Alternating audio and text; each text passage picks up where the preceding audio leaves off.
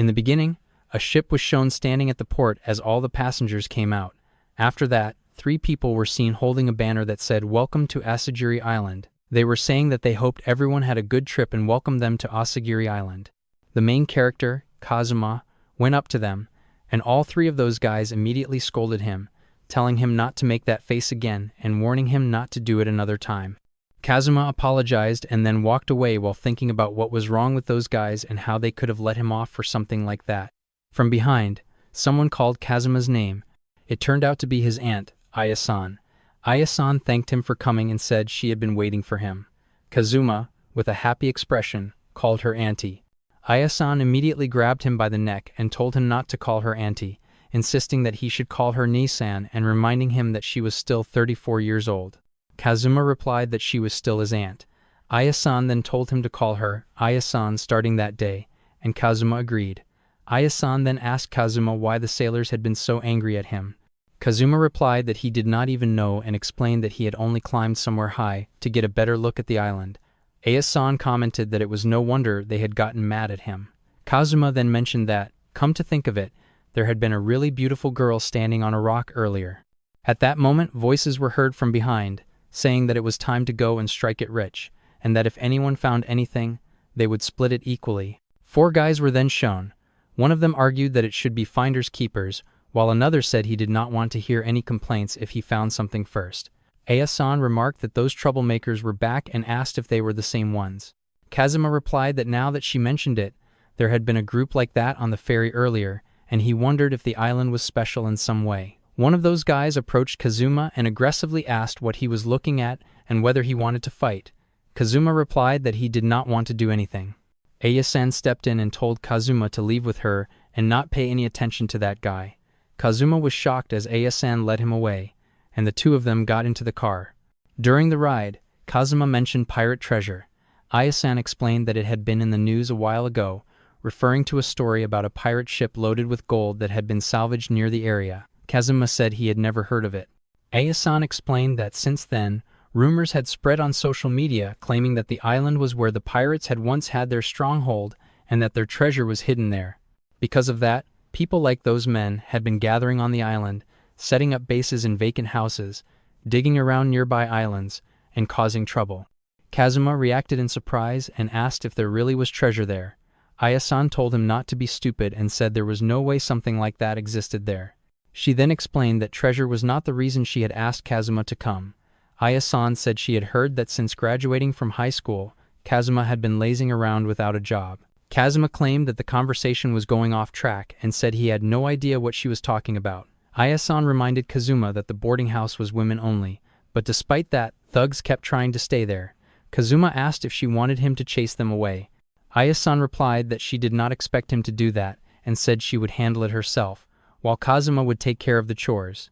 She explained that she had recently started a traditional café for the locals and could not properly manage both the café and the boarding house alone.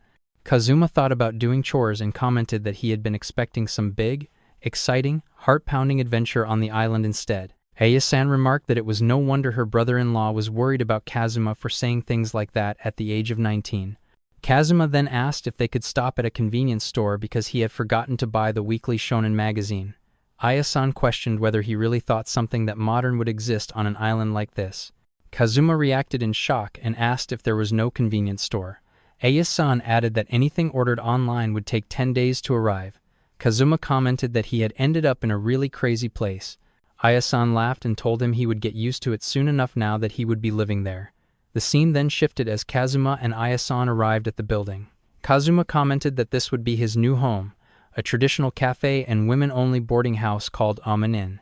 Aya-san said she would go park the car and told Kazuma to go inside, mentioning that the cafe was closed that day. Kazuma agreed and thought that if this were a manga, this would be the moment he would meet the girl he had seen on the rock earlier.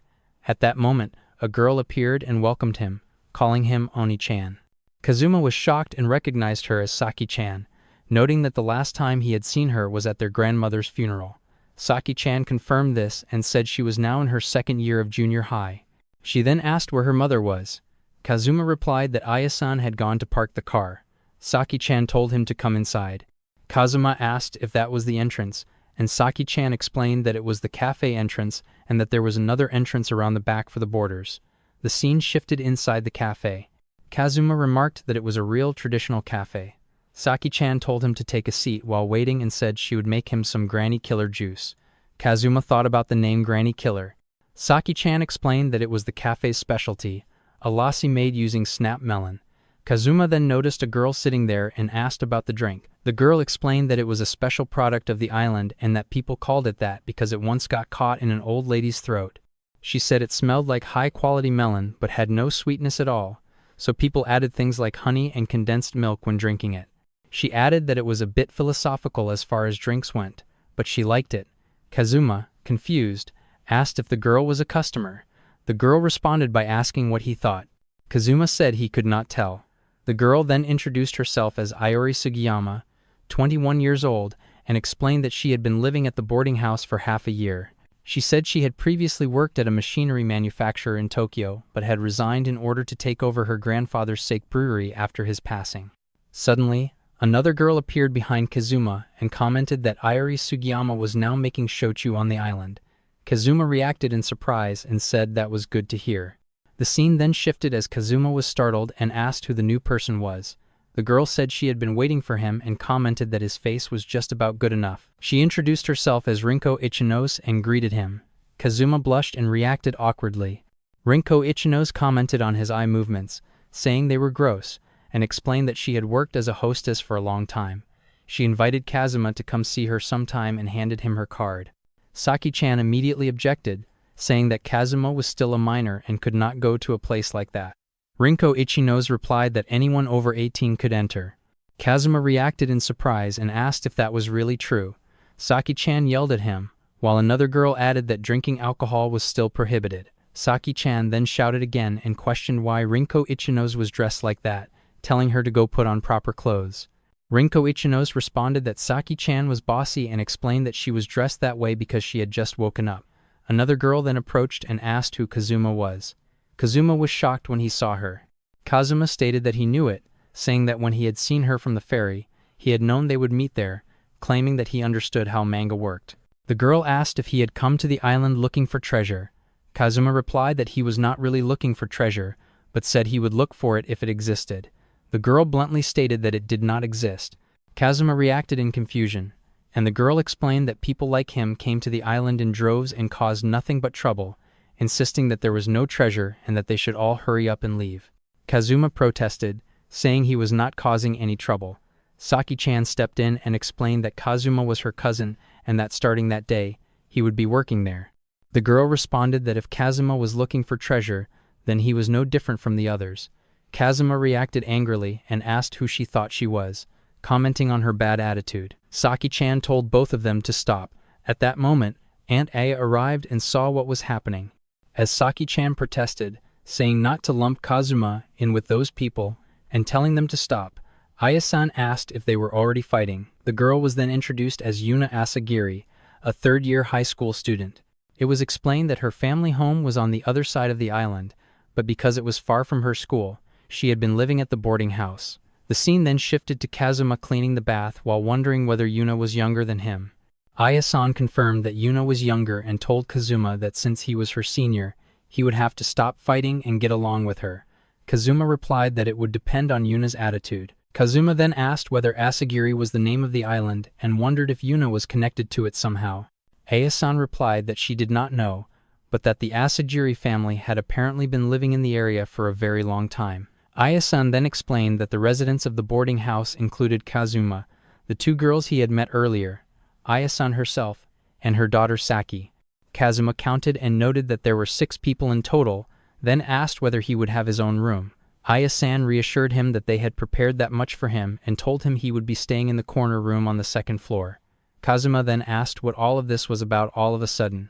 He began complaining loudly about why such a large bathhouse was necessary when only 6 people lived there, especially since there was even an outdoor bath that he would have to clean every day. Aya-san explained that the place had originally been a ryokan, but after thugs began occupying all the rooms, tourists stopped coming. Because of that, she had decided to turn it into a boarding house for long-term residents. Kazuma asked whether he would be paid, remarking that the place felt like it could go bankrupt at any moment. Aya-san replied that if he was worried about that, he should get along with Yuna-chan. She explained that if he fought with a precious customer and caused her to leave, it would affect his wages. Kazuma repeated that getting along with Yuna depended on Yuna's attitude. Aya-san then yelled at Kazuma, firmly telling him that he would get along with Yuna and asking whether he understood the position he was in. Kazuma gave in and said that he would get along with her. After finishing the cleaning, Kazuma went outside, relieved that he was finally done. He wondered how old the place really was if it even had an outdoor bath. At that moment, Yuna came out of her room, and the two noticed each other. Kazuma recalled Aya-san's warning that he had to get along with Yuna, so he approached her. Yuna questioned him, and Kazuma asked whether she was going out. Yuna confirmed that she was and asked if that was a problem. Kazuma replied that it was not, then reminded himself to think about money. Kazuma apologized for earlier, admitting that there was obviously no treasure on the island and that he could not believe he had seriously thought otherwise. He said that Yuna had been completely right. Yuna accused him of making fun of her and said that someone like Kazuma could never understand how she felt. Kazuma became angry and asked what her problem was, pointing out that he had humbled himself and that she was acting cocky. He told her not to come back. At that moment, Saki-chan appeared and asked what Kazuma was saying to Yuna, reminding them that it was almost time for dinner. Kazuma brushed it off and said it was nothing. Everyone then went inside. Saki-chan told Yuna to sit down, and Kazuma followed. Kazuma asked whether they were eating in the cafe, and Saki-chan confirmed that they ate breakfast and dinner there and also changed clothes there as part of daily life. Rinko Ichino's called out to Kazuma and invited him to drink together, but another girl reminded her that it was not going to happen. Kazuma casually agreed anyway, but Saki-chan stopped him and directed him to his seat. Aya-san then arrived and asked where Yuna-chan was. Saki-chan replied that she had called Yuna, but there had been no response. Kazuma mentioned that Yuna had gone out and suggested that she might have gone to a convenience store. Aya-san reminded him that there were no convenience stores on the island.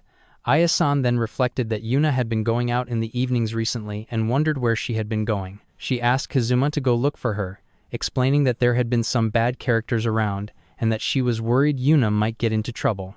Kazuma refused, thinking that this was exactly the kind of situation where he would get dragged into something troublesome. Aya-san insisted that this was precisely why he needed to go before something bad happened. Kazuma argued that making a big deal out of it was like foreshadowing trouble, and reminded Aya-san that she had said earlier that she was responsible for matters like this. Aya-san then sarcastically suggested that Kazuma must not want any pay for the month. The scene then shifted to Kazuma walking down the road, complaining to himself about who the real bad character was. He decided to take a quick look and head back, hoping not to run into anyone suspicious. Kazuma then heard voices telling someone to let go and insisting it would only be for a little while. He saw the same three troublemakers from earlier holding Yuna. One of them mentioned that their hotel was nearby, another said they just wanted to ask her about the island, and the third complained and told them to shove her into the car already. Yuna struggled and yelled for them to let her go. Kazuma blamed the situation on Aya-san's words just as the men noticed him. One of them pointed out that someone was there, another cursed, and the third blamed the delay on the others being slow. He told Kazuma that it did not concern him and to get lost. Kazuma replied that Yuna was technically an acquaintance, so he could not ignore it. One of the men recognized Kazuma as the guy from earlier and approached him threateningly. Kazuma tried to explain that it was already dinner time and that he would get yelled at if he did not bring Yuna back. Without warning, the man punched Kazuma in the stomach. Another man told him to stop, reminding him that he was basically a boxer, while the third warned him not to complain if things went badly. The man insisted he was not trying to kill Kazuma and only meant to knock him out. The scene shifted back to the boarding house, where Saki-chan worried that Kazuma and Yuna had been gone for a while and suggested calling the police. Aya-san dismissed her concerns, saying Kazuma had only just left. Rinko Ichino's mentioned that girls at her workplace had been approached by shady men recently and wondered if Kazuma and Yuna would be okay. Saki-chan reassured herself that they would be fine. The scene shifted back as Kazuma sent one of the men flying, smashing him into the car. Kazuma realized that the punch had not hurt at all, and concluded that he had truly become stronger. The other men stared in shock, wondering what kind of strength that was and whether it was karate. Aya-san commented that Kazuma had trained at a dojo since kindergarten, and Rinko Ichino's asked if that meant judo. Aya-san corrected her and recalled the name as the Invincible Fist of the Suruga School. Kazuma struck a pose, which the men mocked. Taking advantage of the moment, Yuna slapped one of the men and ran behind Kazuma. Kazuma told Yuna to step back further. As Kazuma moved forward, the men realized he had just called Yuna by name. The police soon arrived and detained the troublemakers. The officers questioned them, discovered suspicious powder inside the car, and decided to take them to the station. Later, Kazuma and Yuna were seen walking together. Kazuma asked whether Yuna was hurt, and Yuna said she was fine. Kazuma commented on how strong he had been, and Yuna asked whether he had learned the invincible fist somewhere. Kazuma corrected her on the name and explained that he had trained in his hometown, admitting that he himself was surprised by his strength. He explained that the dojo master had been incredibly strong and that he had never fought anyone before, so he had always thought he was weak. Kazuma then asked whether Yuna had been the one who found the men and called the police. Yuna confirmed it and explained that the men had been planning to break the rock behind the waterfall. Kazuma asked why she had not hidden until the police arrived. Yuna explained that she was worried they would damage the waterfall and felt compelled to stop them, but it had backfired. Kazuma asked whether Yuna's family had lived on the island for a long time. Yuna confirmed it. Kazuma then reasoned that this was why Yuna disliked outsiders and worked so hard to protect the island. Yuna agreed. Kazuma reflected that he had thought Yuna was troublesome, but she was surprisingly different. Suddenly, Yuna tripped and dropped a scroll. Kazuma picked it up, but Yuna quickly snatched it away and accused him of seeing the name. Kazuma mentioned the Asagiri family treasure and realized that Yuna's family might have some kind of treasure on the island. He deduced that Yuna had been searching for it every evening and that her hostility toward outsiders came from fear that someone else would find it first. Yuna finally shouted that her grandfather had told her there was something there long before the pirate ship was ever found. She explained that her family had mocked her grandfather and ignored him until his death, leaving her with his request to find the treasure. She admitted she was tired and afraid that more strange people would come and cause trouble. She concluded that there was probably no treasure after all. Kazuma rejected that idea and insisted they should keep searching, offering to help her. Yuna was shocked. Kazuma promised to protect her and said that he was stronger than he thought. Yuna reminded him that he had earlier insisted there was no treasure. Kazuma admitted he had lied to butter her up and declared that he truly believed the treasure existed. Yuna turned away, and Kazuma asked where she was going. Yuna asked whether Kazuma had the resolve to search the entire island together. Kazuma was distracted by the scenery, prompting Yuna to question whether he was listening. Yuna laid out the condition that any treasure they found would be donated to the island. Kazuma agreed and explained that he simply wanted a big, exciting, heart-pounding adventure. Yuna criticized his childish reasoning but eventually accepted his help under strict conditions, warning him not to damage the island, not to search without her, and to stop staring at her chest. Kazuma apologized. Yuna then thanked him for believing in her grandfather, causing Kazuma to blush. Kazuma added that if the real treasure turned out to be the island's natural beauty or the journey itself, she should not be too disappointed. Yuna angrily rejected that idea, saying her grandfather would be rolling in his grave. The scene finally shifted back to the boarding house, where Iori Sugiyama was praised for making delicious alcohol. Iori explained that she tailored it to suit women's tastes. Aya-san remarked that she preferred something with more of a kick, while Saki-chan worried aloud about Kazuma and Yuna.